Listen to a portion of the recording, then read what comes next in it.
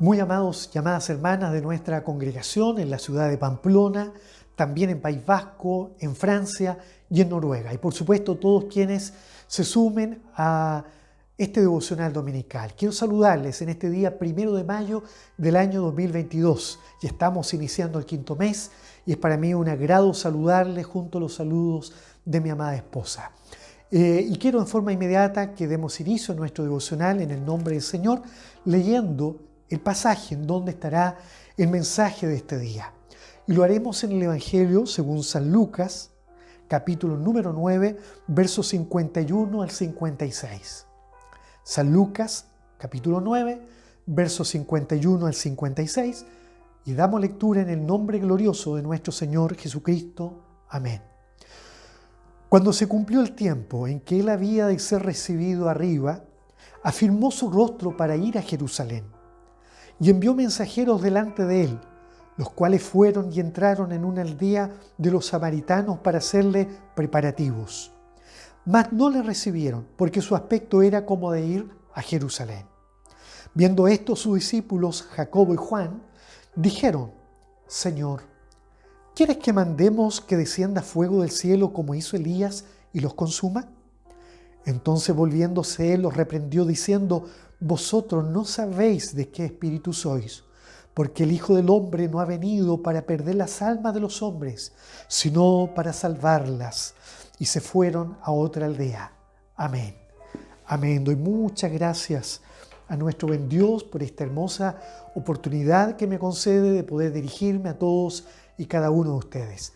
En este día, que es el Día del Trabajo, me parece casi en todos lados en el mundo, pero aquí estamos trabajándole al Señor, porque en la vida espiritual nuestro deseo siempre poder trabajarle a Cristo el Señor, que nos ha llamado para poder servirle como siervos y siervas de nuestro buen Dios.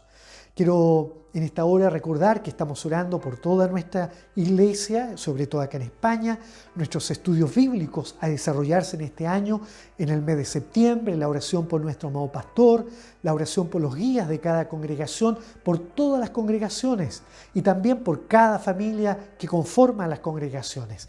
En nuestro caso, por nuestras familias, especialmente en nuestra congregación, nuestra hermana Zulma, su padre allá en Bolivia, ella se encuentra también allá en Bolivia, así que le mandamos un gran saludo a nuestra hermana Zulma y a toda su familia.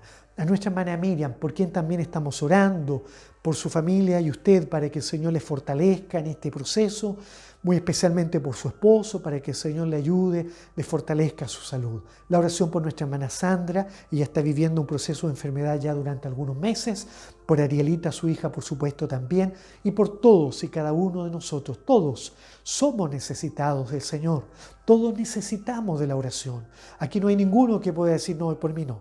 Todos necesitamos que oremos por todos, ¿verdad? Así que unidos en la oración, oremos por todos y muy especialmente, porque hace algunos días el Señor nos habló y nos señaló la importancia de unirnos en oración, porque se vienen cosas terribles al mundo, ¿verdad? Y todo esto se ha estado cumpliendo. El Señor nos habló de que vendría necesidad, habría mucha pobreza, habría también escasez de alimentos, y estamos orando porque el Señor nos habló para que oráramos y también nos diera sabiduría para actuar en nuestros hogares, en nuestras despensas. El Señor multiplique todo lo que hay, el Señor multiplique los recursos para que en su hogar abunde la bendición del Señor y seamos de los que podamos también compartir con aquellos que más lo necesitan.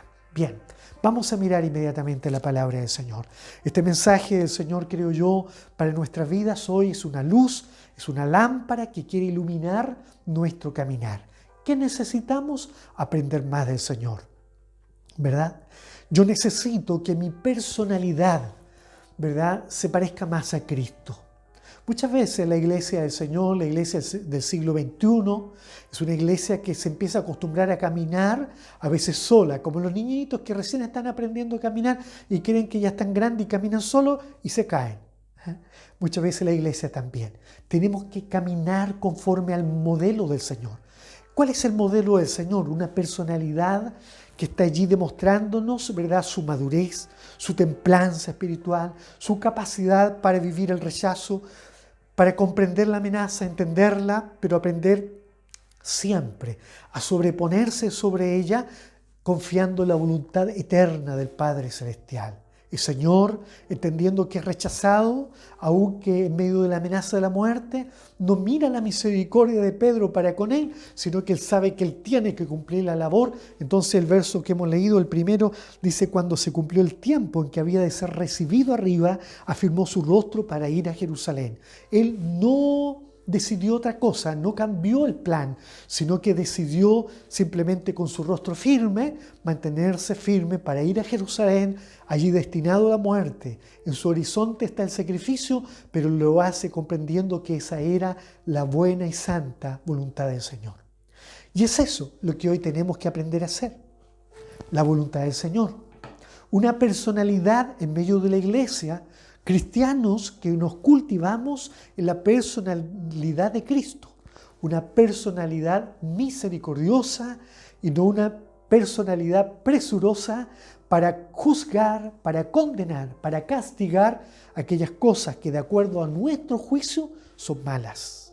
Ayúdenos el Señor.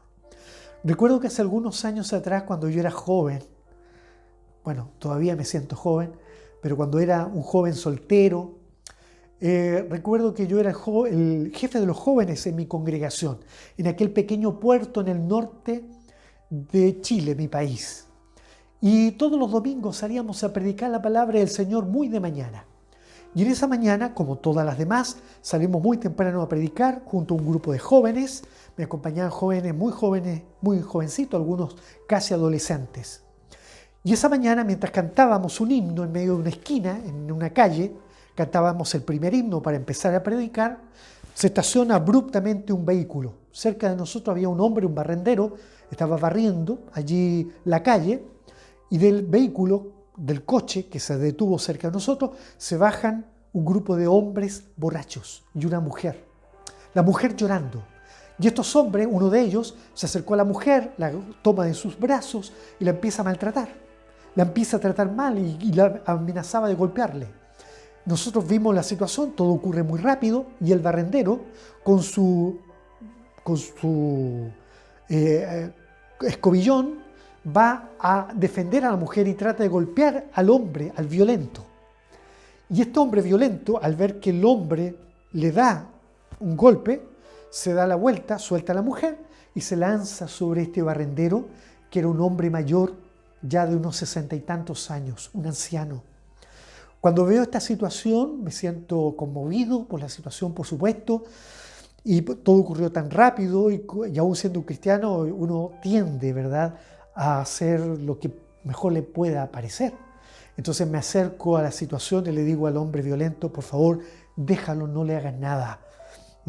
Yo quería hacerlo por la mujer también, pero el ancianito se adelantó. Entonces, cuando yo le digo que suelte al anciano, este hombre me mira, suelta al anciano y se lanza sobre mí. Y luego se lanza sobre mí para golpearme, pero uno de los otros borrachos, mire cómo lo hace Dios, otro borracho que estaba allí, un hombre que era malo, era un hombre perdido, él muchas veces había hecho muchas cosas malas, yo lo conocía, pero él me reconoció a mí y sabía que yo era un hermano. Entonces ese otro borracho se lanza sobre mí y me abraza para evitar que el otro, su amigo, me golpeara.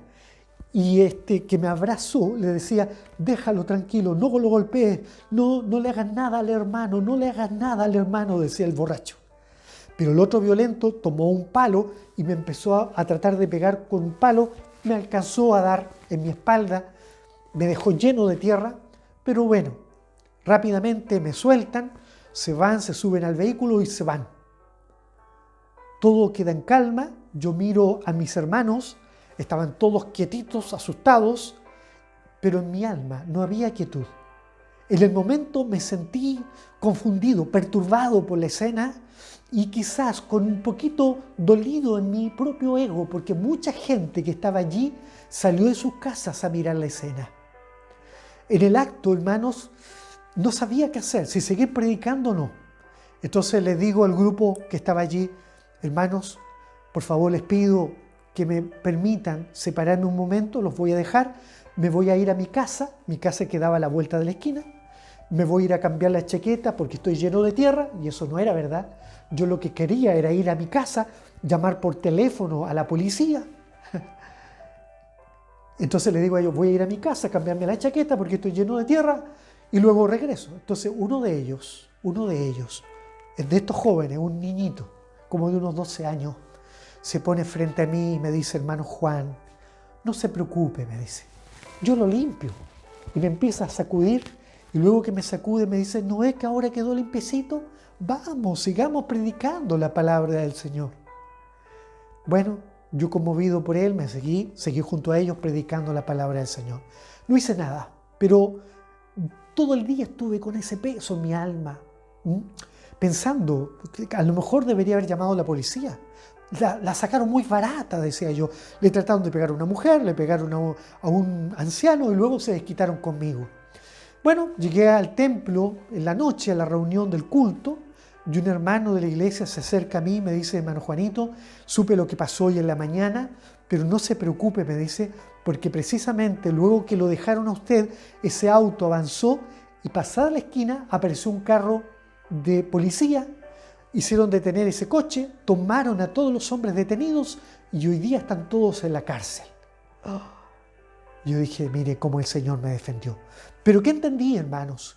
Que muchas veces los cristianos tenemos dentro de nosotros algo que se llama ego, que está vivo en nosotros y que eso hace que muchas veces no nos guste ser rechazados, no nos guste ser despreciados, no nos guste ser maltratados y ni mucho menos en presencia de los demás. Hermanos amados, aquí en esta escena, Jesús el Señor tenía que llegar a Jerusalén. Pero para eso le era necesario pasar por Samaria, por alguna aldea.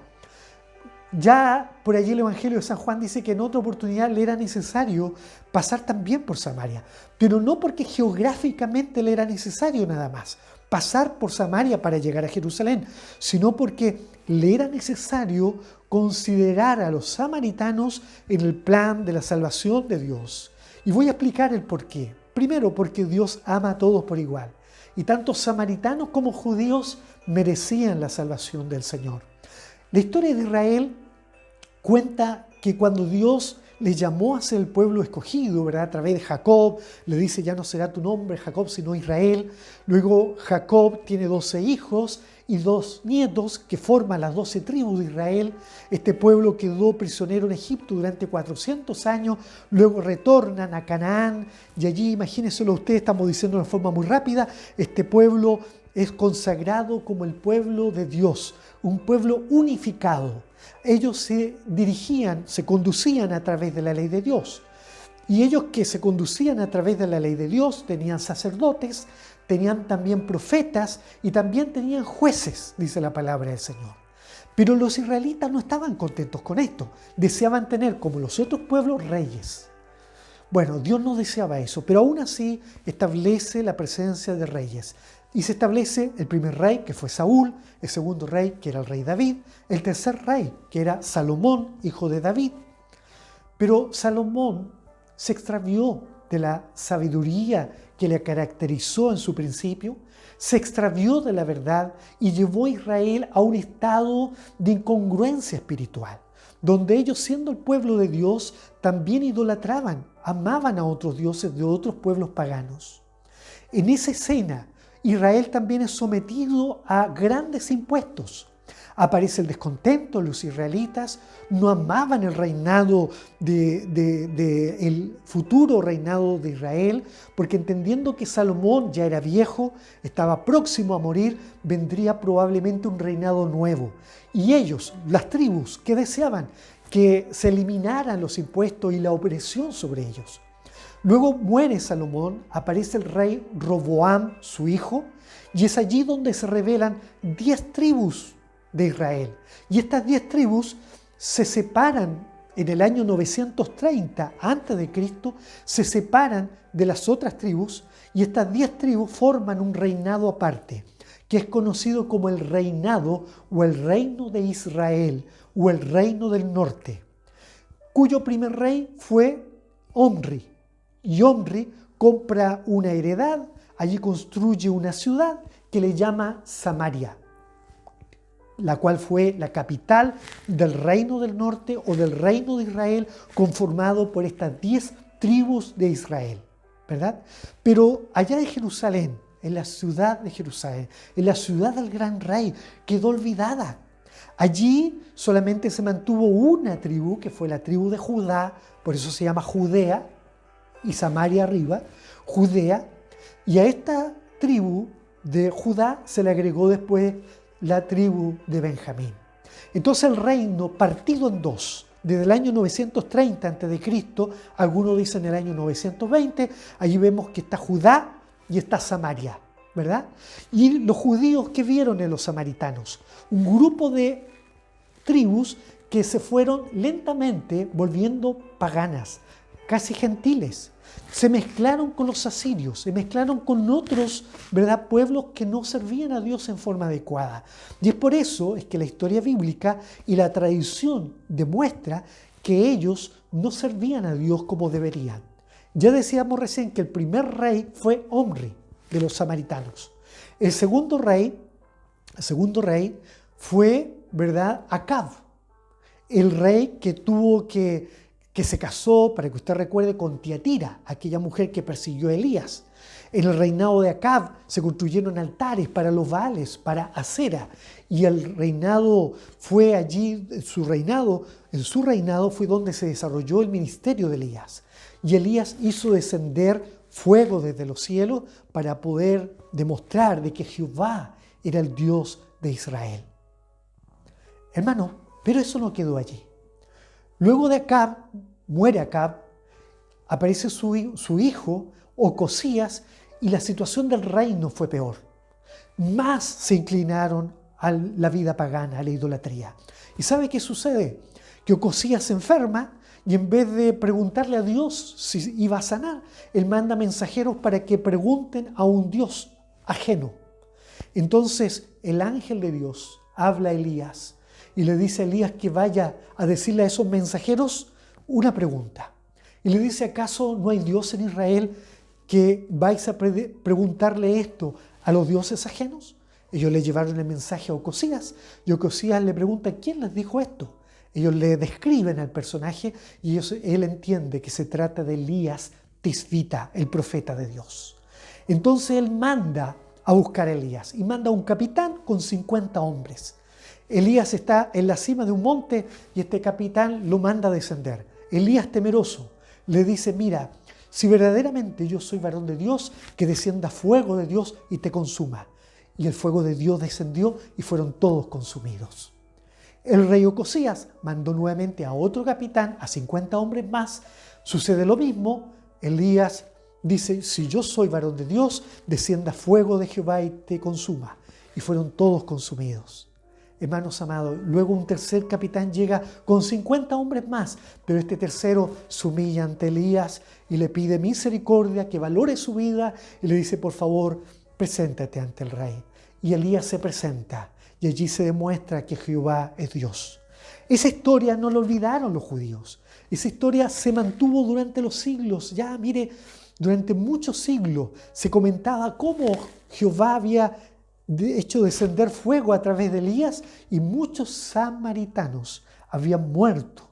Por lo tanto, aquí en este pasaje, cuando vemos el rechazo en Samaria de la presencia del Señor Jesús, de la presencia de los discípulos, vemos que inmediatamente Juan y Jacobo, conocedores de esta historia, ahora echan mano a esta historia para hacer ellos lo mismo.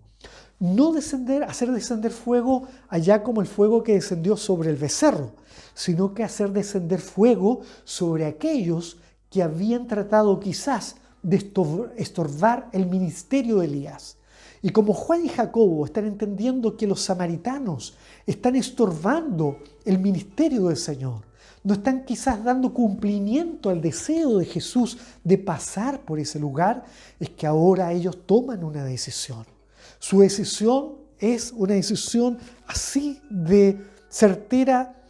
Dicen claramente, Señor, ¿quieres que mandemos que descienda fuego del cielo como hizo Elías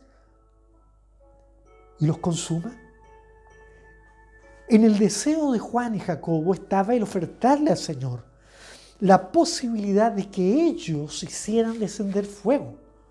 No le piden al Señor, Señor, descienda fuego sobre ellos. No le dicen, Señor, danos el poder o danos la autoridad, sino que ellos se sienten con la capacidad suficiente para poder hacer descender fuego del cielo como lo había hecho Elías.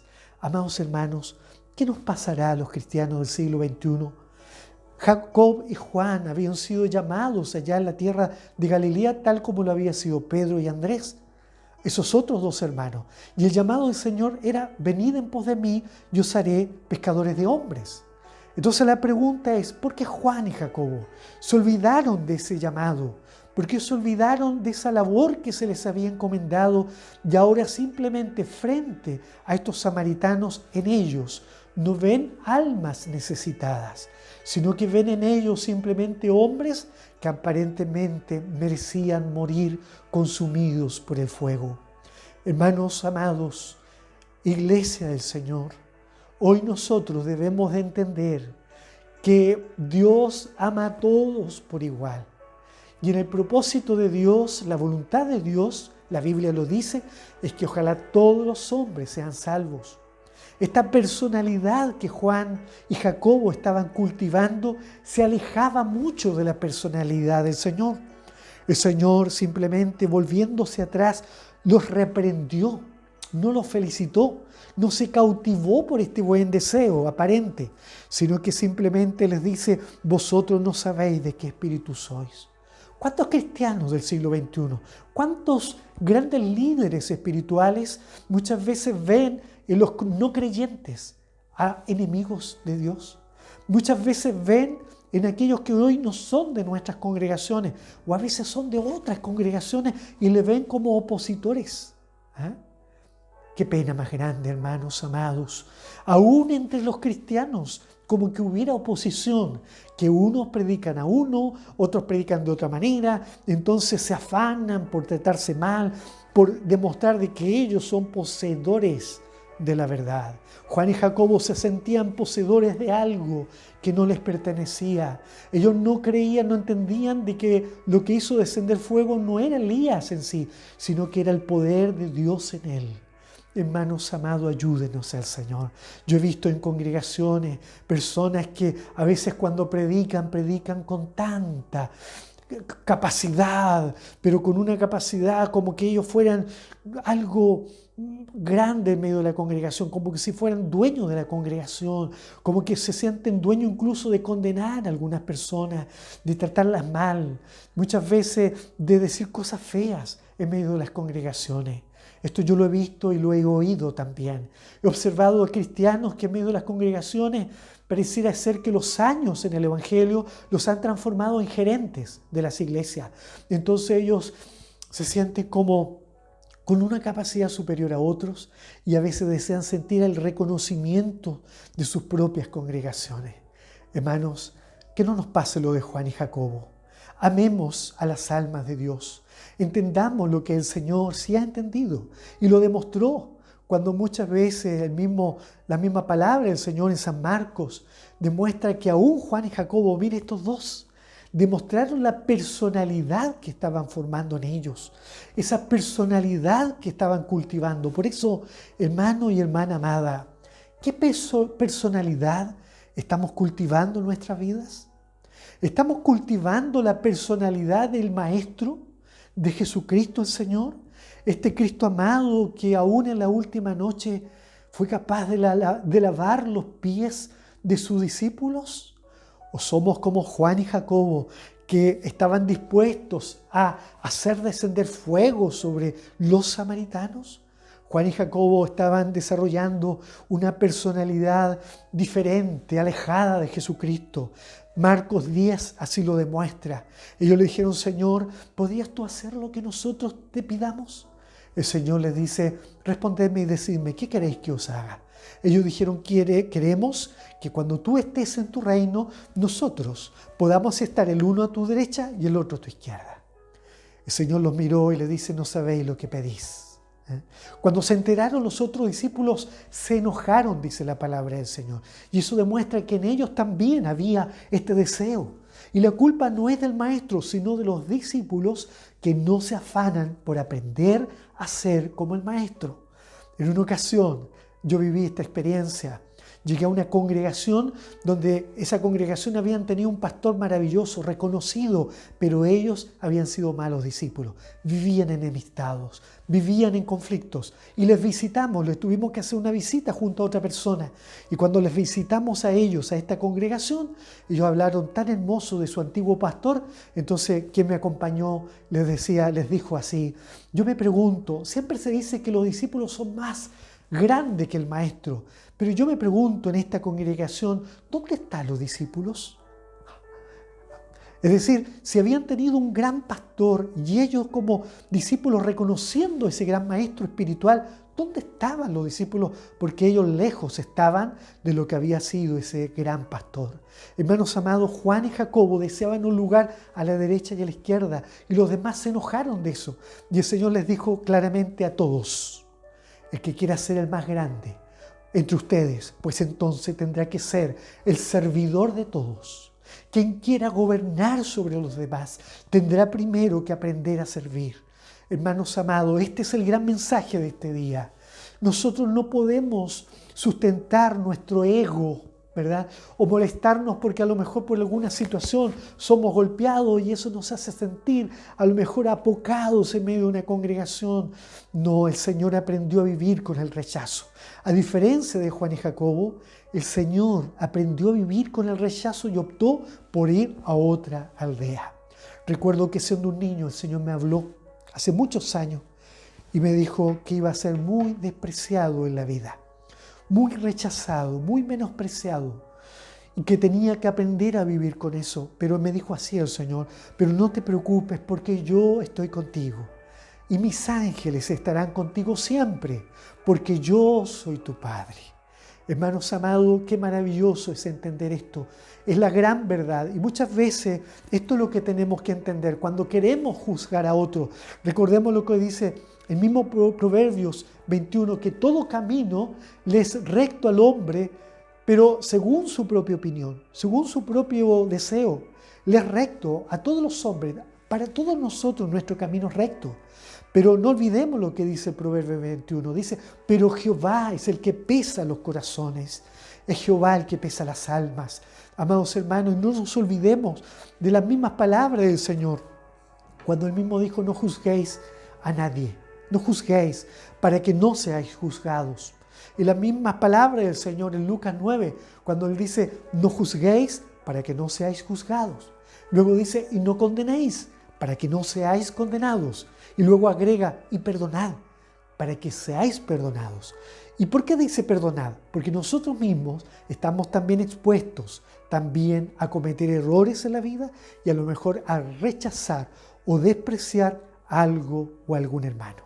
Hermanos míos, hermanas amadas, el Señor nos ayude a cultivar una personalidad misericordiosa. No nos sintamos nunca que por ser cristianos somos más que otros y podemos desearle a otro infierno, desearle a otro la muerte, desearle a otro una enfermedad, que venga y el Señor a ti haga contigo esto, otro. Muchas veces sucede que los cristianos a veces sufren un pequeño desprecio en algún lugar y luego en la oración dicen: Señor, encárgate de mi jefe. Señor, encárgate de mi vecina, o encárgate de esta persona que me miró mal, que me rechazó. Ahí que vemos que nuestra personalidad está luchando con el ego personal. Pero el Señor Jesucristo no tenía nada de esto en su vida. Y Él quiere que aprendamos de esto. Él no quiere que seamos como Juan y Jacobo, que ellos quisieron destruir, prácticamente consumir a todos en esa aldea. Juan aprendió esta lección. Y luego de muchos años, ya siendo un anciano, lo vemos allí con este perfil ya misericordioso en él, la personalidad de Cristo hablando por él. Y él dice en su carta: hijitos amados, estas cosas os he escrito para que no pequéis. Y si alguno hubiere pecado, él no dice: le voy a mandar el fuego, no, sino que dice: y si alguno hubiere pecado, abogado tenemos para con el Padre, a Jesucristo el justo. Si alguno ha rechazado al Señor, si alguno ha rechazado algún mensaje de Cristo, hay perdón para usted también. Si algún cristiano se ha sentido rechazado, no dé lugar al ego, sino que dé lugar en usted a construir el perfil, la personalidad de aquel maestro que fue capaz de lavar los pies de sus discípulos. Ayúdenos el Señor. En las iglesias no hay todopoderosos. El único todopoderoso es nuestro Dios. En las iglesias no existen los gerentes.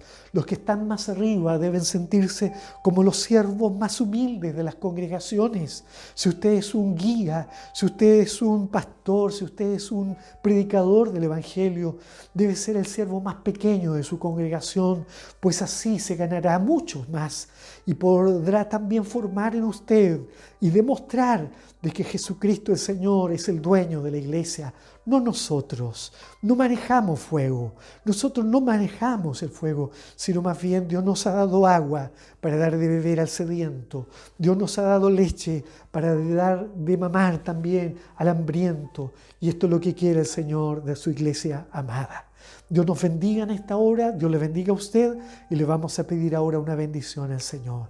Señor amado, te damos muchas gracias por esta palabra infinita que nos invita a cada día a ser mejores, a ser como tú, Señor. Que no seamos como Jonás, quien se entristeció al ver que Nínive no había sido destruida. Señor, ese profeta no comprendió que era mucho más grande tu amor. A eso que entendió Moisés cuando dijo que tú eras lento para la ira y grande en misericordia, haz que nosotros también lo podamos comprender. Te lo pedimos, Padre, en el nombre de tu Hijo Jesucristo, mi Señor. Amén. Amén. La iglesia del siglo XXI no condena a nadie. No condena a aquellos que están lejos de la verdad. Aquellos que condenan, incluso maltratan a la iglesia no los condena a ellos. Aquellos que no creen en la verdad bíblica, no le condenamos. Aquellos que nos maltratan por ser anticuados, por ser quizás aquellos que no estamos acordes a las corrientes modernas de este mundo que legitimiza todo lo que se le ocurre, ¿verdad? Que piensa que porque nosotros tenemos una verdad basada en la doctrina, discriminamos. Hermanos amados, ayúdenos al Señor a no discriminar a nadie, por supuesto. Amar a todos los que piensan diferente, porque Dios le ama a ellos también, así, tal como son. Aunque sea una persona que piense diferente a mí, aunque como muchas veces hemos dicho, piense y se peine distinto, se afeite diferente, se vista diferente. Yo le debo amar y no le debo desear nunca el fuego de Dios sobre él. Dios les bendiga grandemente, Dios les guarde. Nos vemos en nuestro próximo devocional.